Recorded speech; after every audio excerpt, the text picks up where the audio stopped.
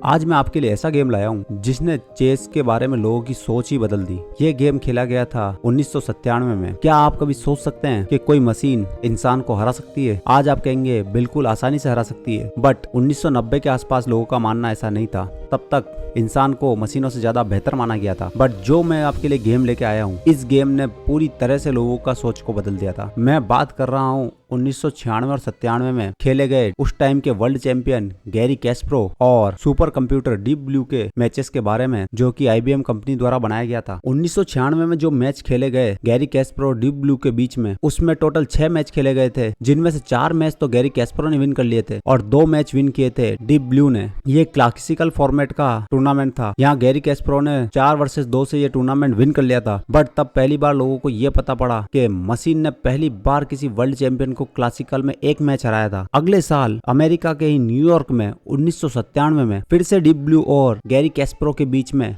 6 मैचों का टूर्नामेंट रखा गया और इस बार डीप ब्लू ने यहाँ पर 2 मैच विन किए, गैरी कैस्परो ने 1 मैच विन किया और 3 मैच हुए ड्रॉ। और इस तरह डीप ब्लू ने 3.5 पॉइंट वर्सेस 2.5 पॉइंट से ये टूर्नामेंट विन कर लिया और शतरंज का इतिहास ही बदल दिया और मशीनों को इंसानों के बराबर लाके रख दिया। तो आज मैं इसका आपको गेम नंबर 6 दिखाने वाला हूँ, जो कि करो या मरो की स्थिति थी और यहाँ गैरी कैस्परो को विन करना बहुत जरूरी था अगर टूर्नामेंट विन करना है। बट यहाँ पर डीप ब्लू ने जो गेम खेला वो काबिले तारीफ था। तो टाइम ना वेस्ट करते हुए सीधे चलते हैं गेम की तरफ। गेम की शुरुआत हुई E4 से, जहां व्हाइट से खेल रहे थे डीप ब्लू सुपर कंप्यूटर और ब्लैक से खेल रहे थे गैरी कैस्परो। और डीप ब्लू ने यहां पर E4 चला और अपने क्वीन और बिशप को निकालने के लिए जगह बनाई, साथ में ही सेंटर को कंट्रोल किया। गैरी कैस्परो ने यहां पर सोचा कि क्यों ना वो कैरोकान खेलें C6 चल के और कंप्यूटर के लिए काफी ज्यादा पोजिशनल और सॉलिड ओपनिंग खेलें। इस ओपनिंग को तब तक कहा जाता था एंटी कंप्यूटर ओपनिंग। कंप्यूटर के लिए काफी ज्यादा डिफिकल्ट होती थी। डीप ब्लू ने यहाँ चला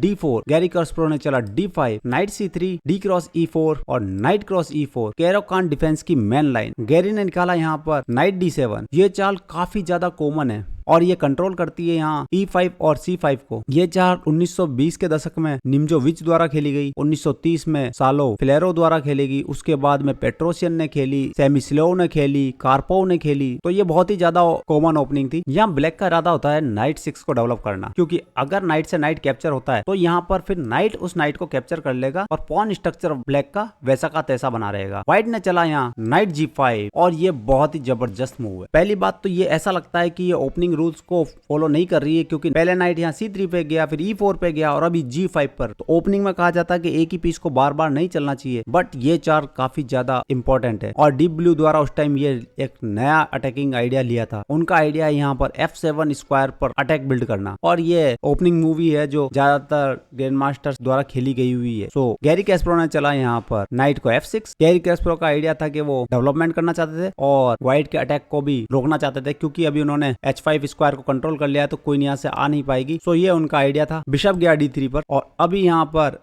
F7 पर भी प्रेशर है और S7 पर भी प्रेशर है। दोनों ही स्क्वायर्स के ऊपर प्रेशर आ चुका है। गैरी कैस्परो ने चला यहाँ E6। वो अपने स्ट्रक्चर को काफी स्ट्रॉन्ग बनाए रखना चाहते हैं, बट यहाँ पर उन्होंने बिशप के लिए भी लाइन ओपन करी है। बट प्रॉब्लम ये है कि उनका जो C8 वाला बिशप है वो अभी के लिए अंदर बंद हो चुका है। डीप ब्लू ने यहाँ अपने नाइट को डेवलप किया और डीप ब्लू का आइडिया ये है कि वो अपने सारे पीसेस को लाना चाहता है अटैक करने के लिए। वो जल्दी से जल्दी अपने पीसेस को डेवलप करके और सभी पीसेस को अटैक के अंदर लाके गजब का अटैक देना चाहता है ब्लैक को। यहाँ गैरी कैस्परो ने चला H6 और ये चाल इतनी अच्छी नहीं थी और वर्ल्ड चैंपियन के हिसाब से देखा जाए तो ये चाल काफी ज्यादा अजीब थी और कई ग्रैंड मास्टर्स का मानना था कि ये बहुत बड़ी भूल थी। बट डीप ब्लू को बनाने वाले इंजीनियर्स का मानना था कि ये चाल गैरी कैस्परो ने जानबूझकर चली थी। वो जानबूझकर कंप्यूटर को कंफ्यूज करना चाहते थे। ये लाइक एंटी कंप्यूटर चाल मानी जाएगी। गैरी कैस्परो को लगा था कि वो कंप्यूटर को ऐसी स्थिति में ले आएंगे जहां पर वो खुद ही उलझ जाएगा, बट ये चाल आगे चल के गैरी कैस्परो के लिए ही भारी पड़ गई। यहाँ डीप ब्लू ने चल दी एक गजब की मूव। उन्होंने कैप्चर कर लिया नाइट से E6। डीप ब्लू ने अपने नाइट का जबरदस्त सेक्रीफाइस दिया। यह चाल कंप्यूटर की ओपनिंग बुक में पहले से ही प्रोग्राम थी। इस बलिदान के बाद व्हाइट को जो फायदा मिला वह गैरी कैस्परो की स्थिति को पूरी तरह से बिगाड़ने के लिए काफी था। आइडिया सिंपल था। यहाँ F7 पॉन को यहाँ से सरकाना था ताकि यहाँ पर किसी तरह का चेक बिल्ड हो सके। किंग को सेंटर के अंदर ही रखना था। अभी कैसलिंग करना मुश्किल कर देते क्योंकि यहाँ के सारे स्क्वायर्स वीक हो जाते, और उसके बाद कैसलिंग करके यहाँ सेंटर के ऊपर अटैक बिल्ड करना, ये डीप ब्लू का कंप्लीट आइडिया था। तो वहां उसने 3 आइडियाज को यूज किया। F7 पॉन को हटाना है, किंग को सेंटर में रखना है और फिर सेंटर के ऊपर बहुत जबरदस्त अटैक बिल्ड करना है। सो अभी यहाँ पर पॉन से कैप्चर करना गैरी कैस्परो को लगा के बहुत ज्यादा खतरनाक हो सकता है, इसलिए उन्होंने चला क्वीन E7। बट सभी ग्रैंड मास्टर्स का मानना था कि यहाँ पर तुरंत ही गैरी कैस्परो को नाइट का सेक्रीफाइस एक्सेप्ट कर लेना चाहिए था, क्योंकि उसके बाद अगर वो चेक लगाने भी आता डीप ब्लू तो किंग आ सकता था E7 पर, और कैसलिंग होने के बाद यहाँ पर क्वीन जा सकती थी C7 पर, और अभी D8 पर किंग के जाने के लिए जगह बाकी है और ब्लैक का बिशप बाहर निकल सकता था, और व्हाइट F4 पे अपने पीसेस को ला नहीं पाता क्योंकि क्वीन वहां पर डिफेंड कर रही होती। सो चलते हैं गेम में, जहां पर गैरी कैस्परो ने काफी सेफ खेलने का ट्राई किया। डीप ब्लू ने यहाँ पर करी कैसलिंग और अपने किंग को किया सुरक्षित, और अब उसका पूरा फोकस है कि वो अब अटैक बिल्ड करेगा। गैरी कैस्परो ने यहाँ फाइनली नाइट को कर लिया कैप्चर, लेकिन अब प्रॉब्लम यह है कि किंग बहुत ज्यादा वीक हो चुका है, क्योंकि अभी यहाँ सारे व्हाइट स्क्वायर्स वीक है, और जो ये डायगोनल है H5 E8 का वो ओपन हो चुका है, और सेंटर भी यहाँ पर अभी बहुत ज्यादा वीक है, और सेंटर का पॉन जो है E6 पे वो भी काफी ज्यादा वीक है, और F4 स्क्वायर भी अभी ब्लैक के कंट्रोल में है नहीं। तो यहाँ पर काफी ज्यादा प्रॉब्लम में थे गैरी कैस्परो, और यहाँ बहुत ही बेहतरीन मूव चली डीप ब्लू ने, उसने लगाया बिशप से चेक। अभी किंग को यहाँ से मूव होना ही पड़ेगा, और किंग मूव होते ही किंग अब परमानेंटली सेंटर में रह जाएगा। किंग गया है H8 पर, डीप ब्लू ने अपना दूसरा बिशप भी डेवलप किया F4 पर, और अभी उसकी पूरी नजर है किंग के ऊपर। गैरी कैस्परो ने इस पोजीशन को देखते हुए चला B5 और क्वीन साइड अपने किंग के लिए जगह बनाने का ट्राई किया और C4 को चलने से रोका। यह गेम का पहला मूव था जहां कंप्यूटर की ओपनिंग पूरी तरह से खत्म हो चुकी थी, और अब डीप ब्लू को खुद सोचना था। अभी तक जितनी भी उसने चालें चली थी वो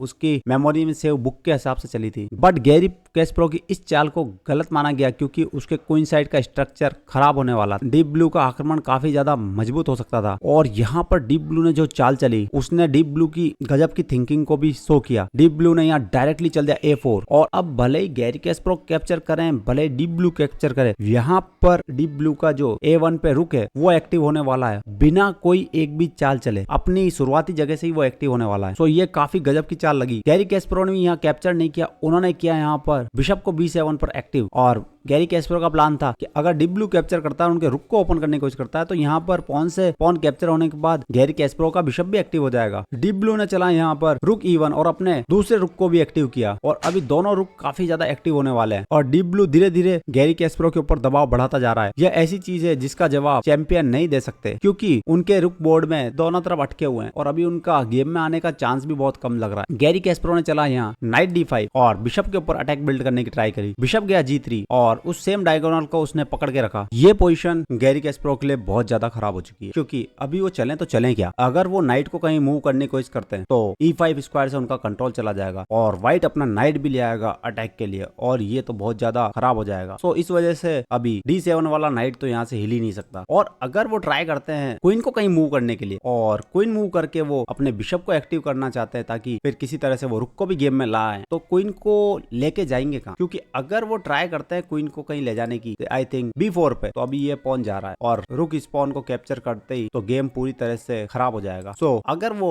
B4 नहीं जाते और वो सोचते हैं कि क्यों ना वो क्वीन को F6 पे रख ले और अभी बिशप की लाइन ओपन कर ले, तो यहाँ पर बहुत ही ज्यादा खराब मूव आ जाएगी। बिशप चला जाएगा H4 पर और ये पिन हो जाएगा, और साथ में क्वीन चली जाएगी, और ये गेम भी गैरी कैस्परो के हाथ से चला जाएगा। सो गैरी कैस्परो के पास ये दोनों ही ऑप्शन नहीं है, और इसीलिए उन्होंने मजबूरी में किंग को चला C8 पर, और यहाँ से पता चलता है कि अभी वर्ल्ड चैंपियन के पास कोई ऐसी चाल नहीं है कि जिससे वो अपनी पोजीशन को इंप्रूव कर पाए। डीप ब्लू ने यहाँ पॉन से पॉन कैप्चर कर लिया, और अभी उन्होंने अपने रुक को एक्टिव कर लिया है, और आप देख सकते हो किंग के आसपास के डार्क स्क्वायर काफी ज्यादा वीक हो चुके हैं। गैरी कैस्परो ने भी यहाँ पॉन से पॉन कैप्चर किया और अपने बिशप को एक्टिव करने का ट्राई किया, बट ये एक फोर्स कैप्चर था क्योंकि और कोई ऑप्शन गैरी कैस्परो के पास था भी नहीं। व्हाइट ने चला यहाँ D3 और अभी इस पॉन के ऊपर प्रेशर है। अब ब्लैक के पास प्रॉब्लम ये है कि वो अपनी क्वीन को आसानी से कहीं और ले जा सकता नहीं है, नहीं तो जा रहा है उसका पॉन, तो उनको यहाँ मजबूरी में चलना पड़ा। बिशप C6 और अपने पॉन को डिफेंड करने की कोशिश करी, और अपने किंग के लिए भी B7 पर थोड़ी सी जगह बनाई। और अब आप वीडियो को पॉज करके सोच सकते हो कि यहाँ डीप ब्लू ने क्या चला होगा। यहाँ डीप ब्लू ने चला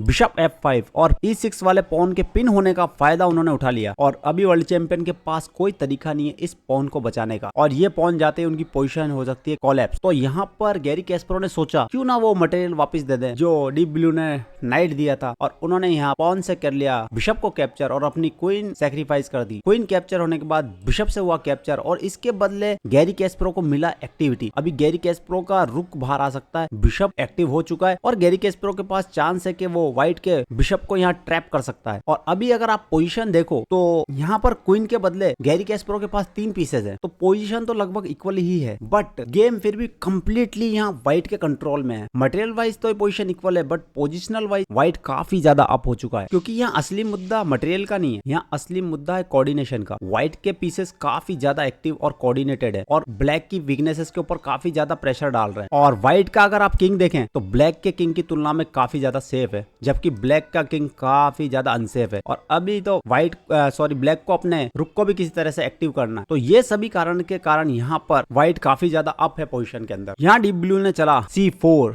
और ये चाल चलते ही गैरी कैस्परो वर्ल्ड चैंपियन ने यहाँ पर दे दिया रिजाइन क्योंकि अभी इस पोजीशन को होल्ड कर पाना गैरी कैस्परो के लिए भी पॉसिबल था नहीं। सो यहाँ पर डीप ब्लू ने इतिहास रच दिया, उन्होंने 3.5 से इस टूर्नामेंट को विन कर लिया और दुनिया को बता दिया कि मशीनें भी काफी ज्यादा पावरफुल हो चुकी हैं। बट हम देख लेते हैं कि अगर गेम आगे कंटिन्यू होता तो क्या होता। यहाँ फोर्स होता गैरी कैस्परो को, वो कैप्चर करते पॉन को और क्वीन से कैप्चर होने के बाद अभी बिशप के ऊपर अटैक है और बिशप को डिफेंड करने के लिए वो लेके जाते अपने नाइट को। तो यहाँ पर उनके डार्क स्क्वायर बिशप के ऊपर अटैक आ जाता और डार्क स्क्वायर बिशप को बचाने के लिए वो लेके जाते अपने रुक को। तब भी यहाँ पर व्हाइट रुक से बिशप को कैप्चर कर लेता, रुक से रुक कैप्चर होता और अभी यहाँ नाइट कैप्चर हो जाता। तो 2 पीसेस के बदले वो अपना रुक दे देते। बट अभी भी पोजीशन काफी खराब है क्योंकि अभी भी रुक के ऊपर अटैक है, रुक को कहीं ना कहीं डिफेंड करना होगा और अगर वो किंग से लेके जाते रुक को डिफेंड करने तो यहाँ बिशप से लग जाता पिन और इसको रोकने के लिए वो पॉन को पुश करते तो यहाँ नाइट से आ जाता कैप्चर और नाइट कैप्चर होने के बाद यहाँ बिशप से हो जाता कैप्चर और अभी भी ये रुक जा रहा है। और आप देख सकते हो कि व्हाइट के पास कितना मटेरियल अप है और अभी पास पॉन्स भी हैं व्हाइट के पास। सो ये गेम ब्लैक किसी भी तरह से विन नहीं कर पाता। सो गेम के बाद गैरी कैस्परो काफी ज्यादा नाराज हो गए और उन्होंने IBM कंपनी के ऊपर चीटिंग करने का आरोप भी लगाया था। उनका कहना था कि यहाँ पर पीछे कुछ ग्रैंड मास्टर्स ने कंप्यूटर की हेल्प करी और उन्होंने रीमैच का ऑफर दिया था बट IBM के इंजीनियर्स ने रीमैच के लिए मना कर दिया और ये सीरीज यहाँ पर इसी तरह से खत्म हो गई। और ज्यादातर अगर ग्रैंड मास्टर्स की माने तो उनका मानना था कि अभी भी इंसान कंप्यूटरों से बेहतर थे बट हाँ कंप्यूटर काफी हद तक इंसानों के करीब आ चुके थे। सो आई थिंक आपको ये वीडियो पसंद आया होगा। अगर वीडियो पसंद आया हो तो वीडियो को लाइक कीजिए और ज्यादा से ज्यादा शेयर कीजिए ताकि और भी लोगों को ये वीडियो मिल सके और चैनल को सब्सक्राइब करना ना भूलें। Thank you.